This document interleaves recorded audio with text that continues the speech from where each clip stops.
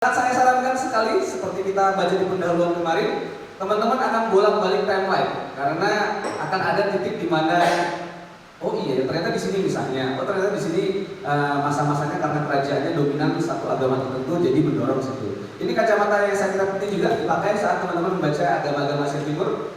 Dan yang terakhir adalah ya kita harus mengakui ada beberapa karena itu berdekatan kekuatan politik ya, sama seperti di semua agama juga. Tapi case di sini adalah memang ada beberapa dinasti yang condong kepada salah satu agama, sehingga akhirnya menutup yang lain dan waktu itu gerakannya mungkin jadi lebih tertutup atau lebih terbatas waktu itu. Apa yang terjadi dengan persaingan antara apa yang menjadi tradisi Hindu klasik yang disebut Vedantik itu dengan Buddhisme dengan Jainisme itu juga jadi lain sendiri ya. Di masa-masa India di abad-abad berikutnya itu jadi tantangan sendiri.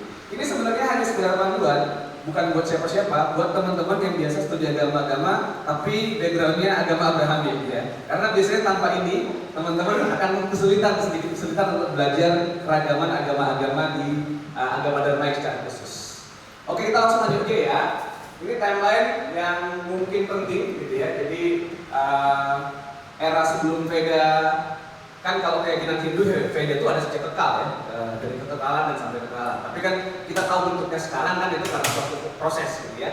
Ada masa-masa mungkin itu tidak terkodifikasi, jadi ya ada lah. Tapi kapan masanya debatable, mungkin bisa sampai sebelumnya, berapa ribu tahun sebelumnya, atau mungkin terintegrasi dengan tradisi Mohenjo-daro dan Harappa, atau bahkan sebelum itu mungkin dari zaman Batu dan yang lain-lain, kita nggak pernah tahu. Keunikan agama Hindu ya karena memang tidak ada pendiri dalam artian yang khusus ya. Jadi mereka berkembang dari begitu banyak civilization. Ada yang berasumsi, para ahli berasumsi bahwa Sretama itu berasumsi bahwa Mahabharata Ramayana itu sebenarnya bentuk epik untuk menceritakan pembauran bangsa-bangsa itu. Setelah Mohenjo-daro runtuh, ya ada cerita perang besar dan akhirnya ada bangsa-bangsa yang dikalahkan, tapi membaur akhirnya dan menjadi satu kesatuan dinasti. Mungkin aja itu cara untuk menceritakan dengan cara lain ya, sama seperti kisah Sang Kuryang sebenarnya untuk menceritakan sejarah Bandung setelah Tangkuban Perahu gitu. Jadi dengan yang moyang zaman dulu yang biasanya dia tidak pernah menceritakan spesifik kejadiannya, tapi dengan bahasa-bahasa simbolik dan bahasa-bahasa politik. Akhirnya terkodifikasi kira-kira tahun segini. Ini debatable juga dalam sekolah, banyak sekali sekolah yang selalu berdebat tentang angkanya gitu ya. Tapi intinya adalah tiga yang ini itu yang akan membuat agama Hindu menjadi suatu tradisi tersendiri gitu ya. Jadi dari sekian banyak tradisi yang macam-macam dari semua masyarakat di India itu akhirnya mulai terkodifikasi pelan-pelan. Kenapa dikodifikasi? Itu pertanyaan yang unik. Kenapa akhirnya perlu dikompilasi? Ada pengaruh kerajaan pasti, ada pengaruh konsolidasi masyarakat juga pasti karena mereka berasal dari beberapa tradisi yang berbeda sehingga akhirnya menyatu dan akhirnya menjadi satu kesatuan. Ini kajian sejarahnya.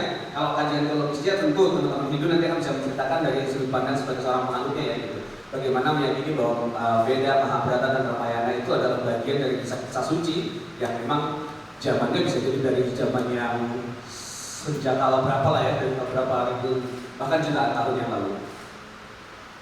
Kemudian yang penting untuk disorot yang ini ya, yang tadi setelah terformulasi gitu ya, terjadi banyak Upanishad tertentu dan yang lain-lain, muncul gerakan-gerakan namanya akhirnya sekarang disepakati sebagai nama gerakannya Sramana ya. Kalau zaman dulu kan orang itu sudah dari Nastika gitu ya, gerakan-gerakan yang tidak ortodoks, gitu. Gerakan-gerakan yang tidak mengakui Veda, gitu. Kira-kira gitu. Tapi gerakan itu muncul. Yang paling tua mungkin Jainisme, tapi nggak bisa digaris begitu juga karena dalam Rig Veda kalau nggak salah ya tentang kata ketiga atau guru ketiganya Jainisme disebut kalau nggak salah dari sekian banyak guru-gurunya, tapi yang muncul berikutnya memang yang paling terkenal tentu Mahavira di era abad 6 ya sebelum Masehi, sekitar abad 5 atau 6 sebelum Masehi dia muncul dan menjalankan ajaran tersendiri yang disebut dengan Jainisme. Dulu ada dugaan bahwa memang itu adalah tradisi yang sebenarnya sudah ada, disiplin yang berbeda dengan disiplin Vedantik, tapi ada bersama masyarakat India di sana. Kapan dan di mananya ya gitulah. Kalau kita tanya secara teologis tentu teman-teman Jain pasti akan menjawab itu sudah dahulu kala, sebelum kekal. Sama seperti kalau kita bertanya ajaran Konghucu pasti Ruchiao itu sudah ada sebelum Nabi Konghucu sudah ada jauh sekali ya waktunya gitu. Ini memang masa itu. Dan akhirnya sebagai reaksi terhadap gerakan-gerakan Sramana itu, dua yang sekarang masih bertahan dan masih terlihat memang Jainisme dan Buddhisme gitu, tapi dengan perkembangan tersendiri. Tapi waktu itu banyak sekali gerakan Sramana yang lain, disiplin-disiplin ibadah-ibadah yang lain yang di luar disiplinnya Veda. Jadi akhirnya mereka mencoba untuk membuat gerakan-gerakan tersendiri Dan waktu itu mereka berdiskusi dan berdialog, berdebat. Disinilah eranya akhirnya kenapa akhirnya gerakan-gerakan Hindu muncul, gerakan-gerakan sekte-sekte agama Hindu muncul. Orang mulai mengkategorisasikan ini penyembah Wisnu, ini penyembah Siwa, ini penyembah ini penyembah yang ini. Gitu ya. Itu eranya panjangnya di sini. Dan di masa ini pula mulai berkembang ke wilayah-wilayah lain pelan-pelan gitu ya. Jadi ke Asia Tenggara gitu ya. Sampai sekarang kalau teman-teman ke Thailand, walaupun Thailand adalah negara yang kita akui sebagai mayoritas Buddha, unsur Hindunya tetap terasa gitu ya. Masih ada warna-warna tersendiri dan nama-nama yang sangat kita tahu itu memang lekat dengan nama-nama Sanskerta gitu ya. Tradisi Hindu dan Buddha juga, tapi warnanya masih ada gitu ya. Rajanya pakai nama Rama gitu ya. Dan raja Pacha. Pacha. Kita raja, mereka raja gitu. Kita Ayodhya, mereka Ayutthaya gitu. Jadi ada tradisi Hindu yang sangat kental sekali mewarnai seluruh bangsa Asia Tenggara. Kapan terjadi? Pasti bertahap sekali. Kita tahu Buddhisme di Indonesia dari abad Sriwijaya gitu ya, sudah ada.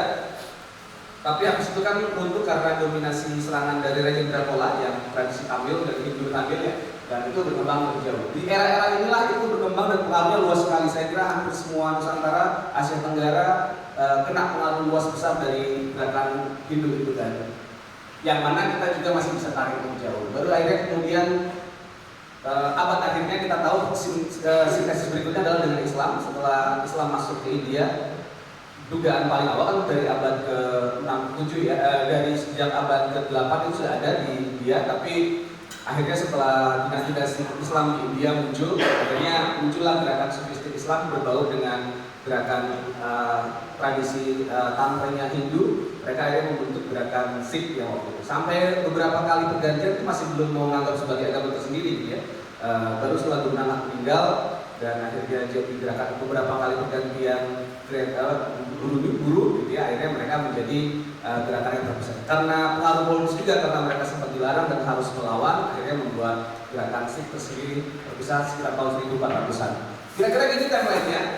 Timeline-nya akan terus kita bolak-balik karena akan banyak kita gali lebih jauh. Tapi mau nggak mau memang kita harus melihat base-nya dari sebagai basis agama Hindu. Kira-kira di masa itu, di masa-masa klasik itu terbentuklah inilah kira-kira ya 6 sekolah pemikirannya Hindu gitu ya, dengan penekanannya masing-masing dan tradisi yang di luar sana gitu ya. Bukan hanya 4 ini sebenarnya, tapi yang kita bisa lihat catatannya sampai sekarang ya 4 inilah gitu ya. Jadi yang itu pun juga sekarang paling tinggal 2 ya. Ajivika sama Carpaka itu mungkin sudah melebur dalam tradisi kehinduan yang sekarang. Mungkin tidak terlihat lagi umatnya langsung ini gitu ya. Tapi kalau Jain sama Buddha masih sangat banyak. Kira-kira begini, ada yang menekankan pada logika, ada yang menekankan pada sisi monisme ya, tidak terpisahkan gitu ya.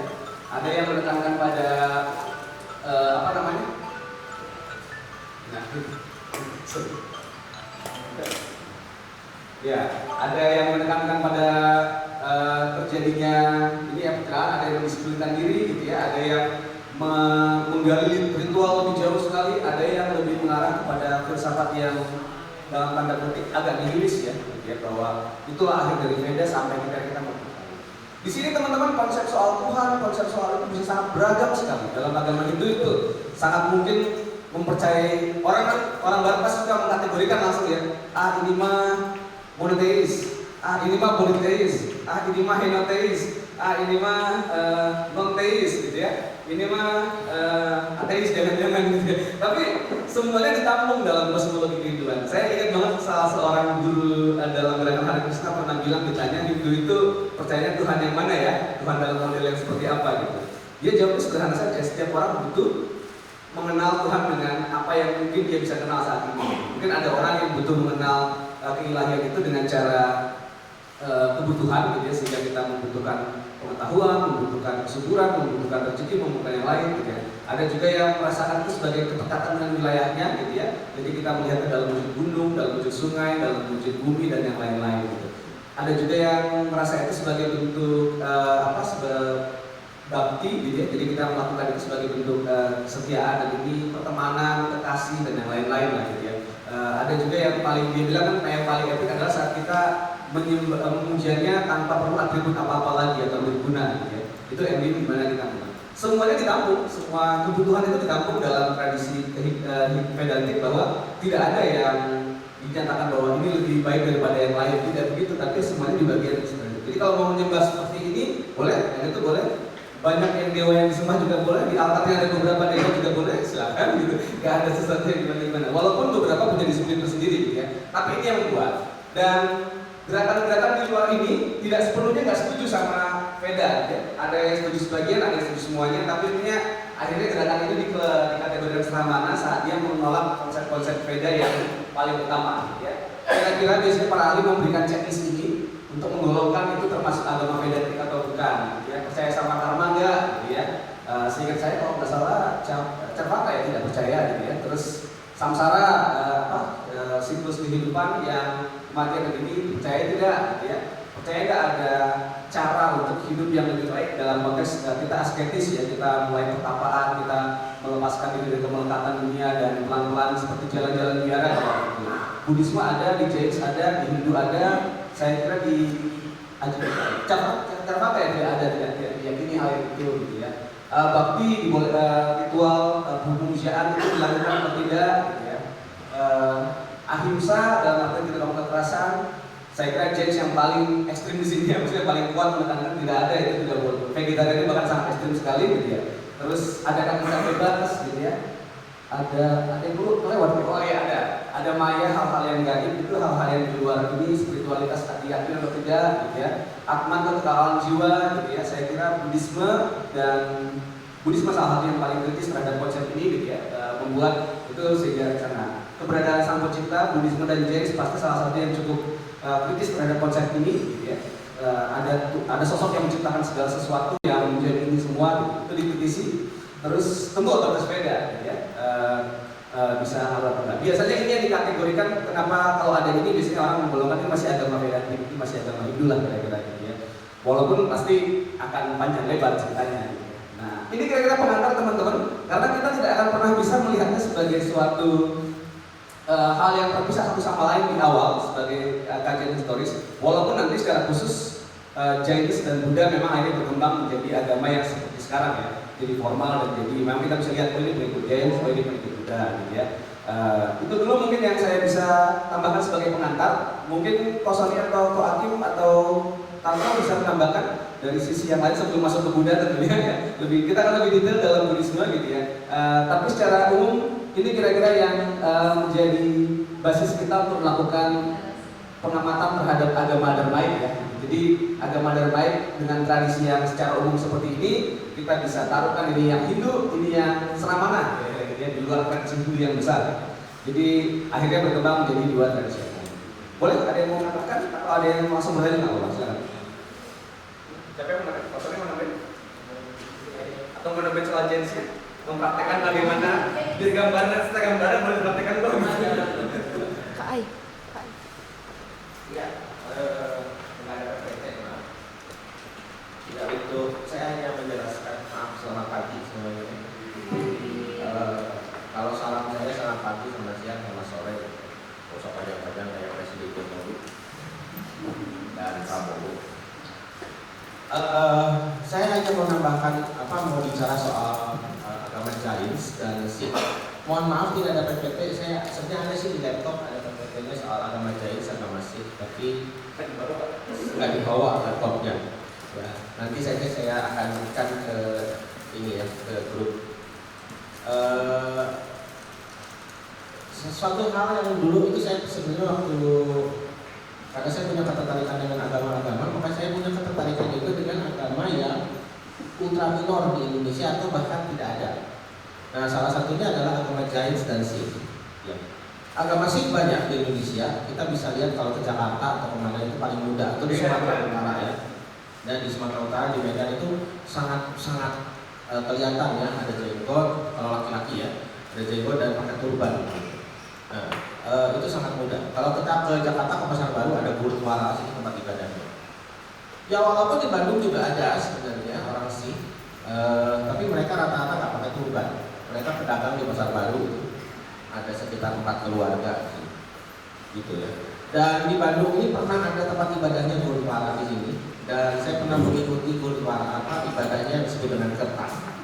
Itu ibadahnya itu Jadi kalau misalnya tempat ibadahnya itu misalkan ini adalah gurdwara, maka ada mereka tuh gak pakai kursi kayak masjid begitu, tetapi di depannya itu ada takhta. Saya lupa nama tahtanya apa, tapi di situ ada kitab sucinya yang disebut dengan Guru Granth Sahib yang dibuka. Nah, kitab suci itu dianggap mungkin kalau saya menggambarkannya di dalam gereja Katolik itu tabernakel ya, yang ada sakramen Maha Kudus atau hosti yang jadi tubuh Kristus itu. Jadi dihormati, disembah luar biasa karena itu menjadi perwujudan Tuhan. Ya, jadi itu adalah guru yang hidup gitu ya. Jadi ini adalah guru kami gitu ya, Guru Granth Sahib itu. Seperti itu. Dan itu nanti ibadahnya adalah membacakan ayat-ayat suci dari kitab suci mereka, Guru Granth Sahib itu. Ya, mereka membacakan itu dengan penuh dengan respect ya. Jadi mereka pakai alat ya. Dan keunikan lain bahwa orang Sikh itu ini unik ya. Jadi agama Sikh itu mungkin berbeda dengan Hindu yang tadi bilang bahwa Hindu itu apa sih? Hindu itu ibaratnya kalau saya pernah lihat bahwa semacam ada banyak pensil yang disebar dengan warna-warni dan kemudian dikumpulkan. Pensil yang berwarna pensil warna yang banyak itu kemudian dikumpulkan dijadikan satu. Ini misalnya kita sebut merek lah, Faber-Castell gitu misalnya.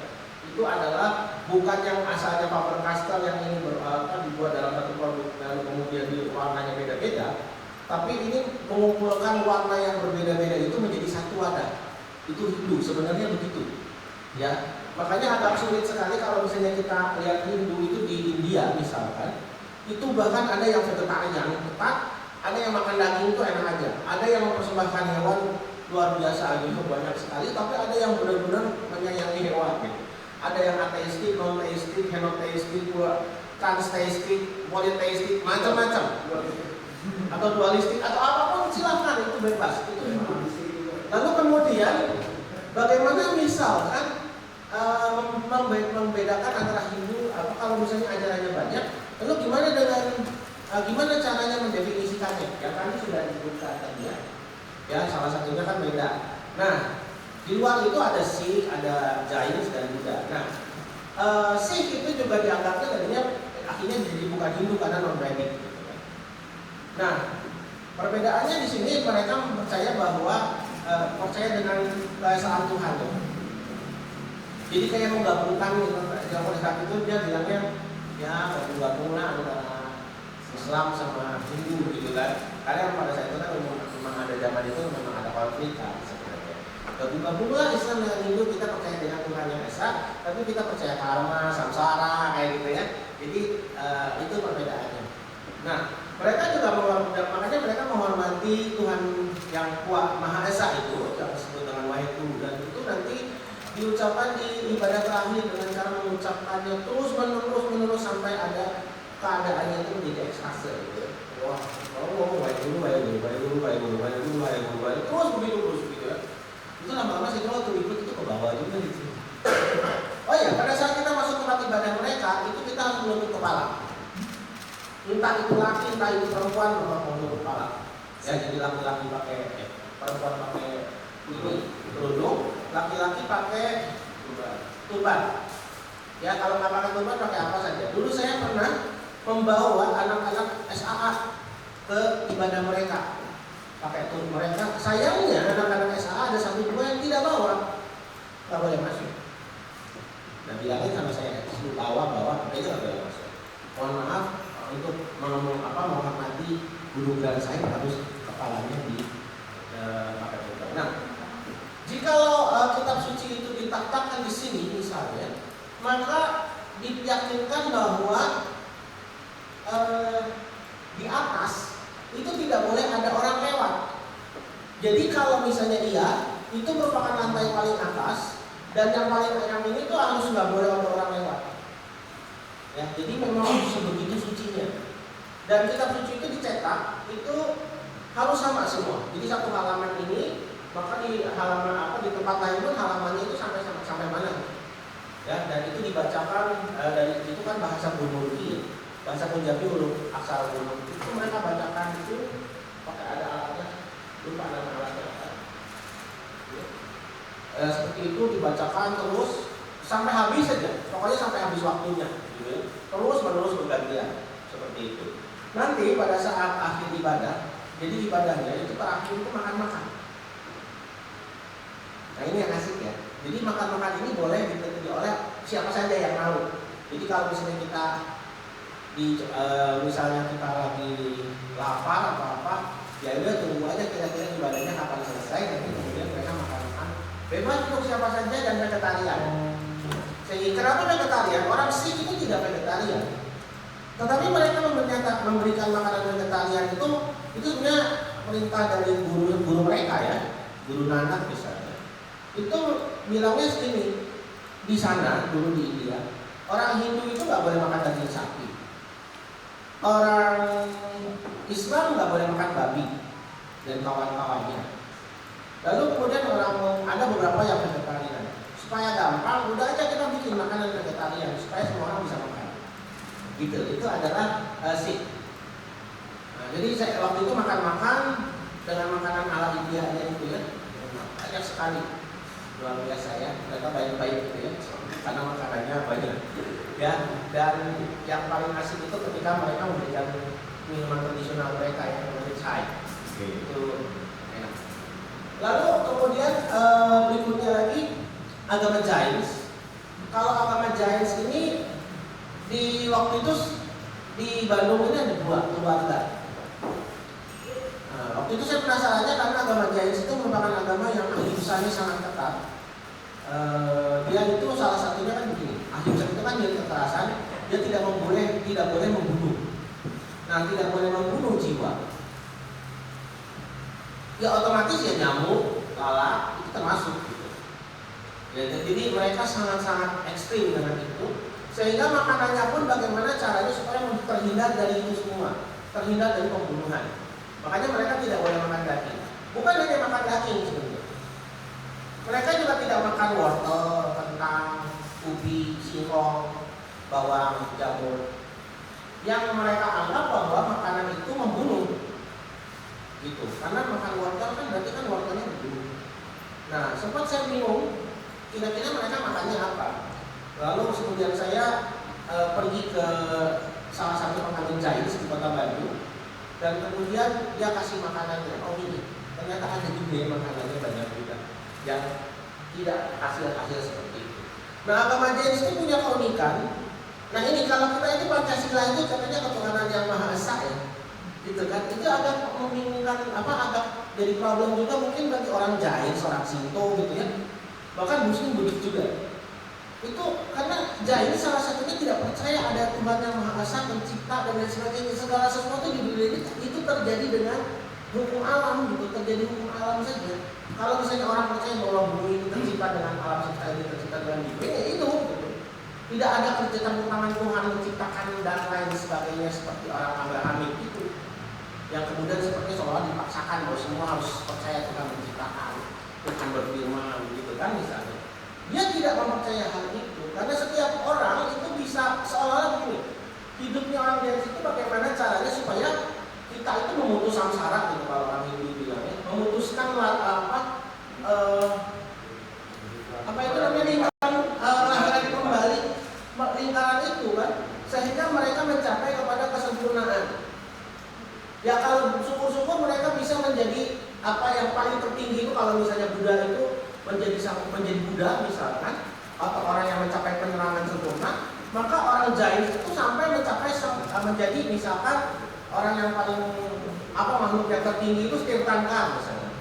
Ya mungkin Tirthankar itu yang menjadi Tuhan.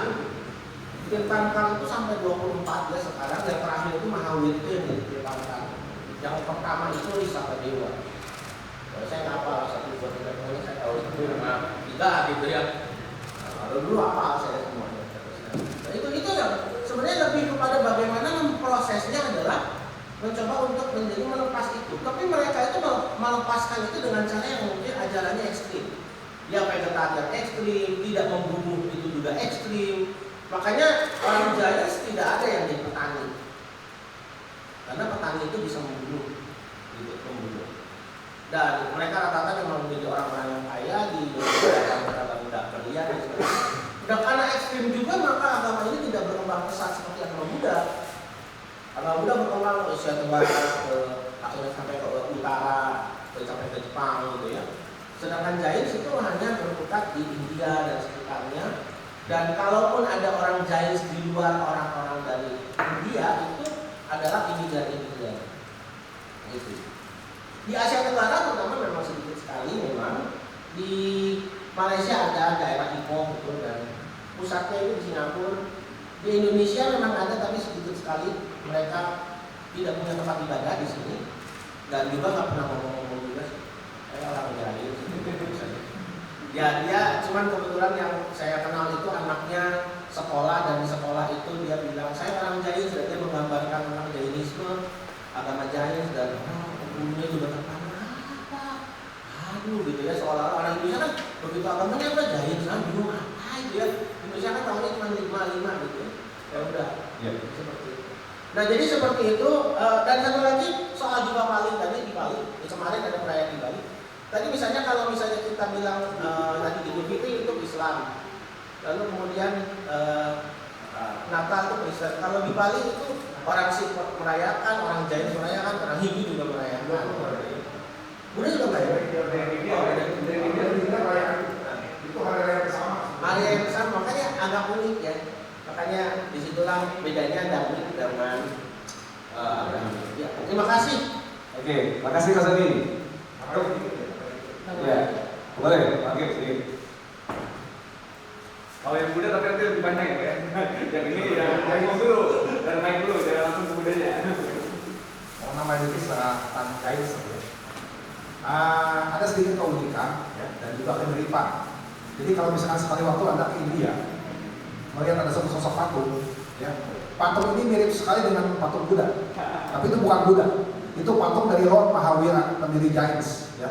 Yang sepintas memang mirip, cuma bedanya kalau patung Lord Mahavira ini telanjang, tidak menggunakan sehelai benang pun, ya. Karena salah satu prinsip dari agama Jains itu, terutama untuk para pemuka atau rohaniawan, itu menghindari kemalakatan, termasuk kemalakatan terhadap rasa malu, ya. Jadi mereka itu tampil telanjang ya bebas-bebas saja, karena sudah mereka tidak terikat dengan apapun, termasuk tidak terikat dengan rasa malu, ya. Nah, seperti itu aja, sedikit tambahan. Oke, ayo. Nah, seperti itu. Patungnya jadi kalau yang patung Buddha kan masih terlihat dia menggunakan selepang gitu. Kalau ini benar-benar nggak pakai apa-apa gitu. Cuma kalau memang sepintas ya kayak seperti ini gitu. Baik. Karena memang berasal dari budaya yang sama. Ya itu aja, Pak. Makasih. Ya, rahim itu juga telanjang ya. Tapi itu saya ke setengah kamber. Kalau di kamber. Oke, teman-teman kayaknya sudah melihat ada satu yang unik ya dari kuliah kita selama 2 hari ini gitu ya. Ko Akim dan Ko Sony itu adalah tipe-tipe pendekatan yang kalau dalam studi agama itu pendekatan fenomenologis, teman-teman. Jadi akan menceritakan narasi-narasinya, gitu, terus simbol-simbolnya, ritualnya seperti apa, sangat detail, bahkan sampai teman-teman bisa diceritain panjang lebar. Gitu. Kalau teman-teman lihat Dapa kemarin, itu lebih filosofis ya. Gitu. Nah, kalau saya sama Tanto memang pendekatannya lebih historis, jadi kita lebih suka lihat timeline sejarah, terus lihat ininya, begitunya. Tapi ini penting teman-teman kita pelajari karena dalam studi agama memang pendekatan-pendekatan ini penting. Ada beberapa yang kita tarik lurus ya. Jadi pasti akan ada gabungan antara pendekatan teologis yang akan membahas doktrinnya sebagai orang yang mempercayainya, gitu ya, seperti orang penganut dan seperti para penganutnya. Ada yang fenomenologis, kita sebagai observer melihat dari luar mereka ngapain aja, narasinya seperti apa, ritualnya seperti apa, maknanya apa, bagaimana mereka menceritakannya, gitu ya. Ada yang pakai pendekatan historis, kapan berkembang ajarannya, kapan berkembang ini. Ada yang filosofis, menanyakan pertanyaan-pertanyaan penting dan mendiskusikan ulang, gitu ya.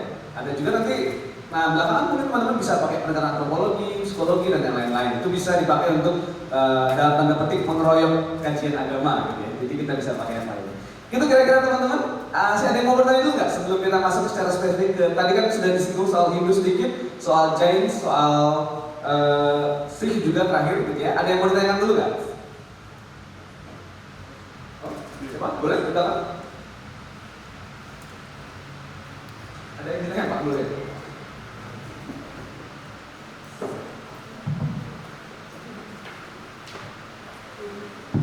Ya, terima kasih Mas untuk itu. Ini tadi soal Hindu kan ada untuk checklist ada 10 kriteria kira-kira. Kira-kira biasanya para ahli mengumpulkan itu. karena mungkin salah satu ada di Romawi itu nggak bisa ditarik dari Hindu gitu. Kan problemnya ini untuk yang masyarakat Nusantara dan agama-agama Nusantara kan ini juga kelihatan gitu. Kayak yang agamanya Yang pasti nggak percaya atas sepeda kayaknya. kayak orang Karo misalnya kan dia bilang Pamena ditarik gitu, keharingan ditarik kayak gitu, Torotan di orang Bugis, agama Bugis ditarik kayak gitu, bahkan Sulawesi Barat pun berusaha ditarik kayak gitu. Jadi kan apakah ini sifatnya politis karena perbanyak populasi gitu, atau bagaimana? Karena di kalangan ini kami di kalangan budaya itu yang mengumpulkan agama-agama luhur, agama lokal Nusantara, kok bisa konflik kita jadikan itu problem. Ya, itu unik karena Hindu di Indonesia akhirnya dipakai untuk monolitik ya. Dan jujur aja sebenarnya kenapa kita nanti di Cafe Religi aja berbicara khusus teman Hindu Bali gitu. Karena seringnya memang di Indonesia itu sangat politis ya. Semua agama-agama lokal itu akhirnya ditarik ke Hindu semata-mata karena kerajaan zaman dulu asumsinya gitu kan. Itu adalah kerajaan Hindu seperti itu atau kerajaan Buddha yang seperti Sriwijaya. Pokoknya kalau kerajaan Buddha jelas ya, Sriwijaya itu jelas kelihatan Buddha gitu kan, ada Nalanda dari Hindu. Tapi kalau kerajaan Hindu kan sering dianggap bergabung dengan budaya lokal sehingga udah Hindu aja semua gitu. Kalau pakai kajian studi agama-agama apa, sebenarnya itu susah untuk dikatakan seperti itu. Karena kalau kita melihat tradisi kehinduan, ya harusnya salah satu yang paling menonjol adalah otoritas sepeda yang diakui. Ya. Otoritas sepeda diakui sebagai teknologi bersama yang dipakai sebagai semacam pegangan untuk semua. Gitu. Kebanyakan agama-agama Nusantara zaman itu kan memang tidak secara khusus mempelajari sepeda, gitu ya. Even kasusnya di teman-teman di Bali juga, itu kan sebenarnya tradisi agama yang banyak sekali ya. Ada Buddhisme, ada Siwaisme, ada Wisnu, ada pemujaan kepada Siwa, pemujaan terhadap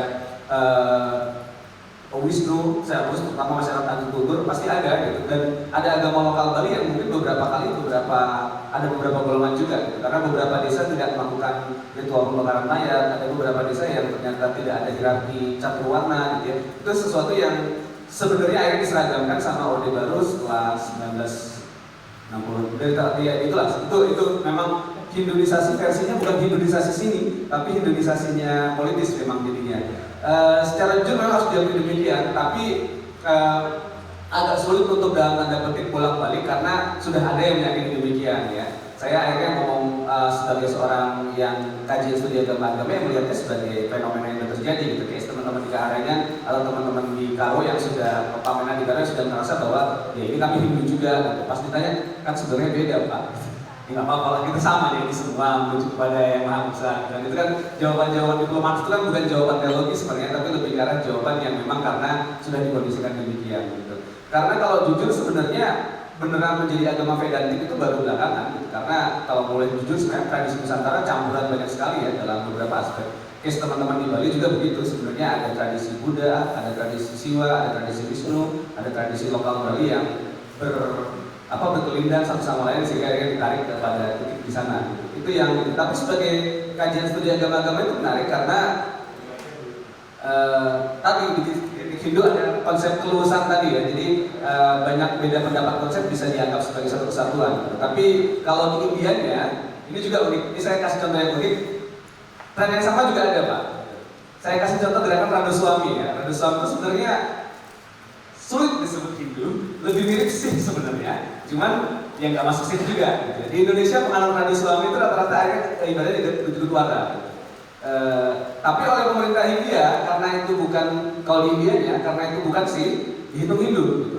Pokoknya kalau bukan Sikh, bukan Islam, bukan Kristen, pasti Hindu lah gitu. Jadi supaya apa ya? Apalagi setelah partai yang terakhir berkuasa ya di India, BJP berkuasa. Itu akhirnya memang penting, nominal angka itu penting, jadi jumlah itu penting. Jadi Randu Suami terus beberapa guru spiritual yang sebenarnya tidak tergolong agak sulit dimasukkan ke yang lain, tapi bisa akhirnya ditarik semua sebagai agama Hindu sekarang kalau di India gitu. Sensusnya pasti ditaruh jadi Hindu. Itu yang mungkin unik ya. Dan kalau kita boleh jujur sebenarnya sampai abad 17-18 nggak ada orang Hindu di Indonesia di dunia gitu ya. Yang disebut Hindu itu kan karena kita menyebutnya awalnya begitu ya. Mereka adalah orang-orang yang percaya bahwa ada tradisi Vedantik yang besar. Makanya disebutnya Sanata Dharma atau Vaidika Dharma, jadi agama Veda atau agama yang kekal, agama yang aturan kekal yang sejati. Gitu. sebutan Hindu itu kan sebutan eksonik ya, sebutan orang luar yang lama-lama akhirnya jadi dipakai jadi identitas gitu. Itu yang terjadi gitu. Jadi belakangan bahkan setelah ada gerakan nasionalisme itu di India, ada gejala ke arah sana juga gitu ya, kayak Radha-swami dan yang lain-lain akhirnya sekarang disensus dimasukin ke dalam Hindu. Seperti itu Pak, memang harus diakui. Tapi sebagai seorang yang mengkaji studi agama kita harus kritis ya, bahwa sebenarnya itu lebih banyak masalah politisnya ketimbang masalah teologisnya. Oke, ada lagi teman-teman mungkin sebelum kita masuk lebih spesifik. Tadi disiplin-disiplin yang berbeda tadi mungkin teman-teman akan bisa gali lebih jauh ya, bahwa ada hal yang teman-teman bisa korek lebih jauh. Kalau teman-teman mau pelajari tradisi khusus boleh sekali. Sangat banyak tradisi yang teman-teman sangat mungkin pelajari gitu ya. Kayak di Indonesia salah satu gerakan yang paling utama yang muncul belakangan dianggap sebagai bagian dari Hindu tapi bukan yang khas Indonesia, ISKCON ya. Kalau ISKCON ya Indonesia apa? Sakti, Sampradaya Kesadaran Krishna Indonesia, atau kalau di luar ISKCON ini apa ya? Internasional ya, internasional Krishna ya. Jadi gerakan kesadaran Krishna atau orang selalu sebut dengan nama Hare Krishna itu kan gerakan yang muncul dari abad ke 1400-an ya di sana, terus akhirnya menjadi besar dan akhirnya salah satu gerakan Hindu yang mungkin paling populer di dunia barat gitu ya. Itu juga jadi tren sendiri. Di kalangan Hindunya juga ada tren bahwa janganlah itu masuk Hindu gitu kan. Itu juga yang kayak seperti itu. Tapi di Indonesia mereka memang akhirnya bergabung di bawah PHD tapi dengan denonim Sakti ya, Sampradaya Kesadaran Krishna Indonesia gitu. Dalam beberapa aspek juga agak bermasalah, terutama saat di Bali terutama ya, karena kan teman-teman di Bali Hindu kan lokalitas ya, jadi sangat bergantung pada pura-pura lokalnya masing-masing gitu ya. Sementara kan kalau Sakti kan lebih modern gitu ya, jadi akan lebih dalam tanda petik mungkin akan mengobrak-abrik tatanan lokal yang sudah sekian banyak. Jadi ada gerakan sendiri yang akan lebih. Itu teman-teman yang bisa pelajari sebagai bagian dari studi agama, tapi kita tidak akan merinci satu-satu ya, akan sangat panjang nanti kalau kita bahas satu-satu gitu. Kita langsung masuk dulu aja ke tradisi Buddhisme. Teman-teman tadi kalau ada yang dapat snack boleh bawa ke sini. Nanti ini kita akan pelajari sampai jam sebelum sekarang kampus sekitar 20 menitan. Nanti kita akan sedikit banyak mengulas kalau ada pertanyaan yang lain lagi ya. Silakan Pak. Mau dipindahin berarti?